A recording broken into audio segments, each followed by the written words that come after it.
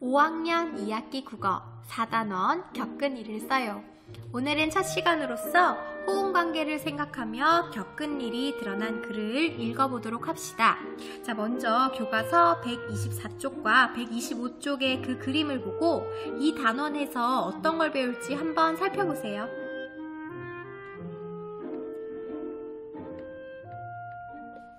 네, 살펴보았나요? 그러면 126쪽으로 넘어가도록 하겠습니다.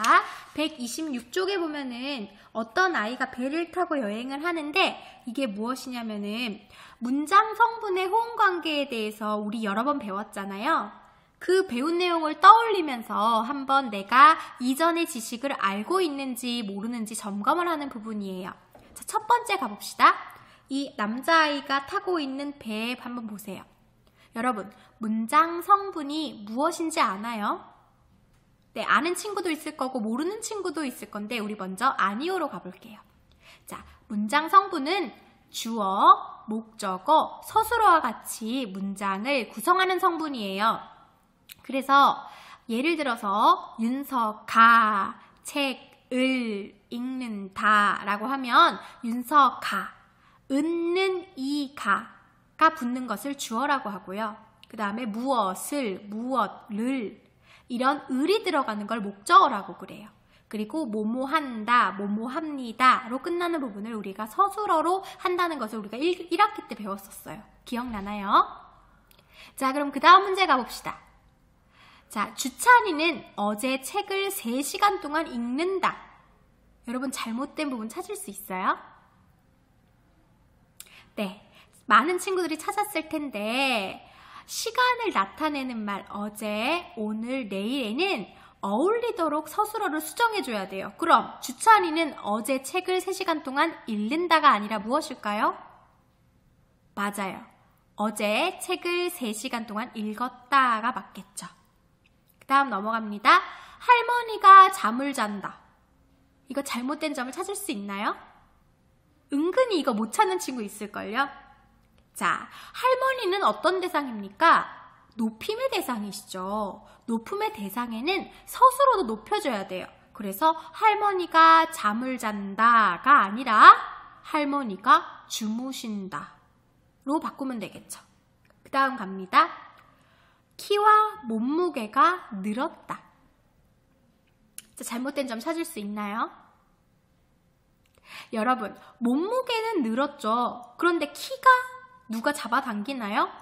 아니죠. 키는 자랐다고 표현하는 거죠. 그래서 키는 자라고 몸무게가 늘었다라고 표현하는 것이 맞습니다. 여기까지 공부와 잘 따라온 친구들은 이제 4단원 공부할 준비가 잘 된 거예요. 자, 그러면 그 다음 페이지 가봅시다. 교과서 128쪽입니다. 128쪽에 보면은 나만 미워해 라는 글이 있는데요.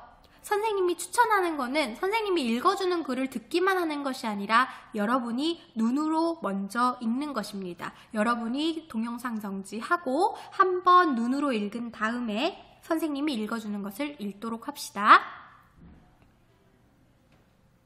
나만 미워해. 졸려. 어제 저녁에 방에서 컴퓨터를 하는데 졸음이 밀려온다. 안방으로 가서 가만히 누워있는데 내 동생 용준이가 나를 툭툭 치며 장난을 걸어왔다. 나는 용준이가 또 덤빌까봐 용준이 손을 잡고 안 놓아주었다. 그러다가 그만 내 눈에 쇳덩어리 용준이 머리가 쿵 하고 부딪혔다. 아! 나는 너무 아파서 눈물을 글썽였다. 그랬더니 용준이가 혼날까봐 따라오려고 그랬다. 나는 결코 용준이를 아프게 한 적이 없는데도 말이다. 야, 네가 왜 울어? 그때였다. 아버지께서 눈을 크게 뜨며 진윤서, 너 왜 동생 울려? 하고 큰 소리를 내셨다. 나한테만 뭐라고 하시는 아버지를 이해할 수 없었다. 나는 화가 나서 울며 내 방으로 들어가 침대에 누웠다. 나한테만 뭐라고 하고. 용준이가 문을 똑똑 두드렸다. 누나야, 문 열어봐. 싫어! 나는 앞으로 용준이와 놀아주지 않겠다고 다짐했다. 한참 있다가 어머니께서 오셨다. 문을 열어보라고 하시는데 어머니의 표정이 별로 좋아 보였다. 나는 혼이 날까봐 살짝 문을 열었다. 윤서야, 너 좋아하는 연속극해. 일기 쓸래요. 그때 안방에서 아버지가 불렀다. 윤서야, 이리 와봐. 나는 입을 쭉 내밀고 절대 앉기 싫다는 표정으로 아버지 옆에 앉았다. 왜 울었어? 잘못은 용준이가 했는데 저만 야단 맞아서요. 아유, 서러웠니? 네. 윤서가 다 컸다고 아빠가 쉽게 생각했어. 미안하구나. 용준이 너 이리 와. 아버지의 호령에 용준이가 똥 마려운 아이처럼 쭈뼛쭈뼛 다가왔다. 누나, 미안. 용준이가 씩 웃으며 나를 쳐다보았다. 웃음이 나오려는 것을 참고 아버지 쪽으로 얼굴을 돌렸는데 아버지께서 손으로 하트 모양을 만들고 계셨다. 그만 웃음이 피식 웃어버렸다. 아버지께서도 웃으셨다. 내 마음이 녹아버렸다. 윤서야, 연속극 보고 가. 그냥 일기 쓸래요. 그래? 알았다. 나는 내 방으로 들어와서 일기를 썼다. 역시 가족은 가족이구나. 이런 것이 가족의 정이지.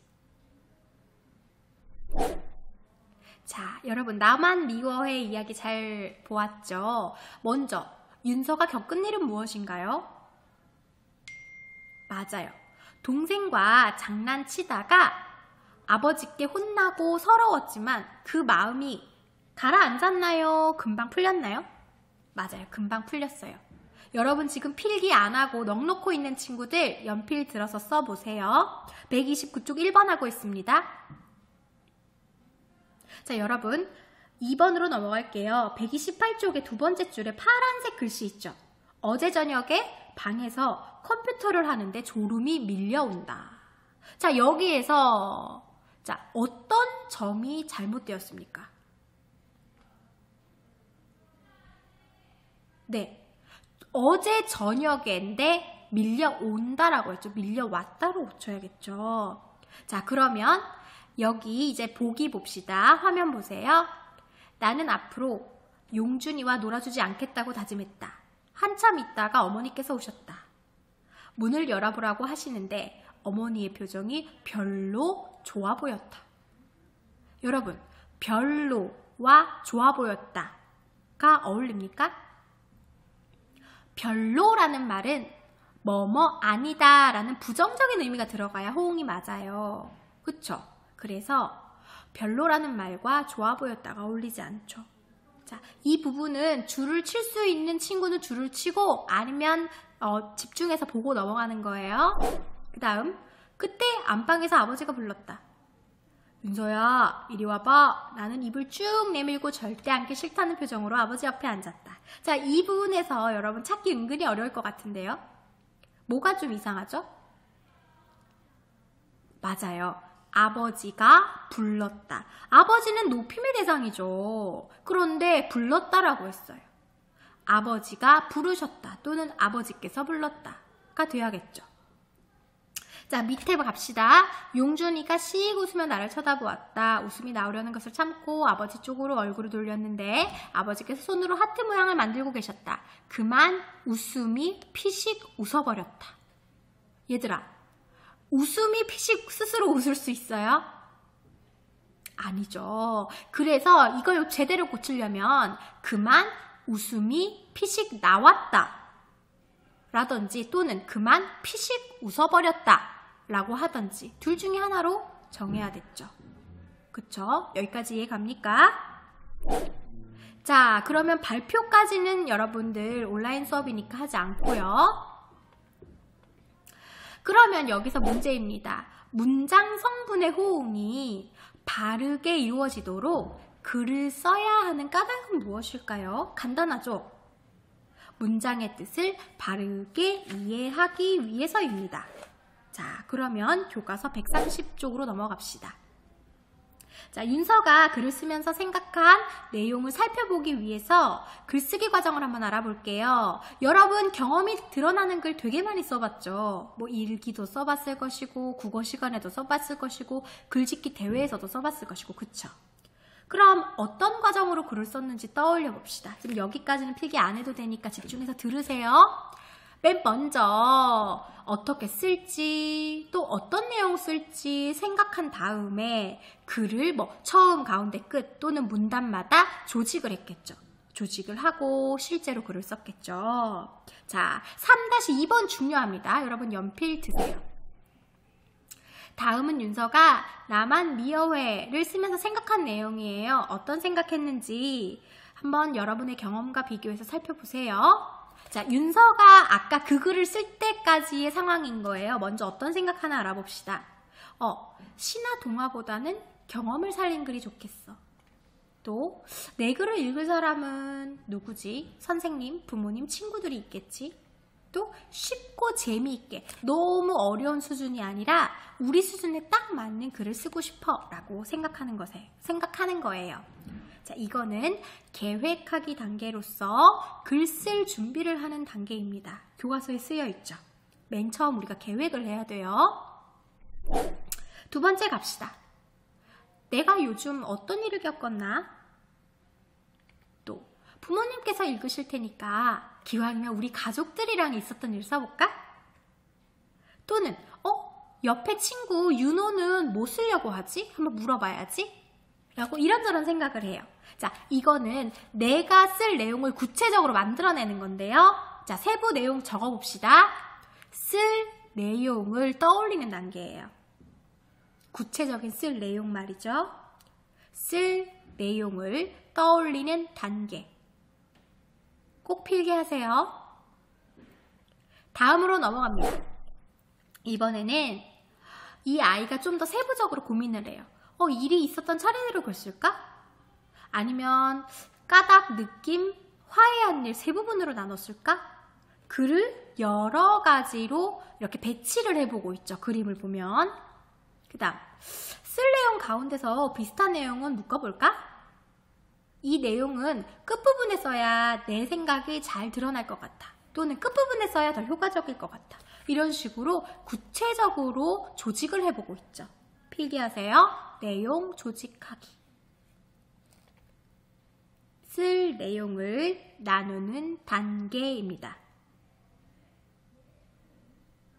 자, 넘어갈게요. 교과서 131쪽입니다. 그 다음에는 구체적으로 자, 제목은 뭐가 좋을까? 그 다음에 대화 내용을 실감나게 살려야겠다. 또 용준이 모습을 조금 재미있게 표현해보자 라고 하면서 자, 쓰세요. 표현하기. 실제로 글을 쓰는 단계죠.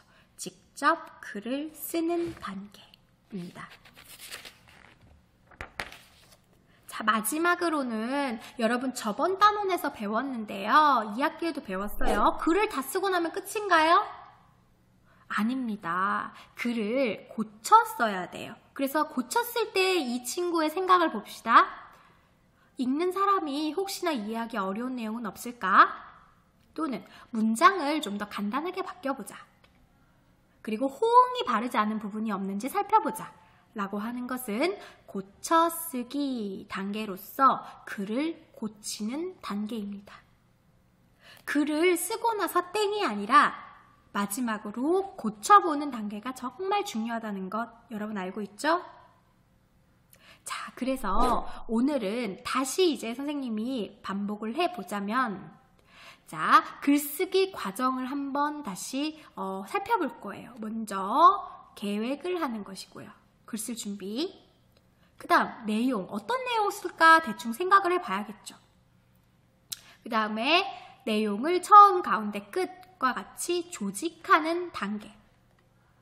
그 다음 실제로 내용을 표현하는 단계. 마지막으로 표현까지 했으면 고쳐 쓰는 단계.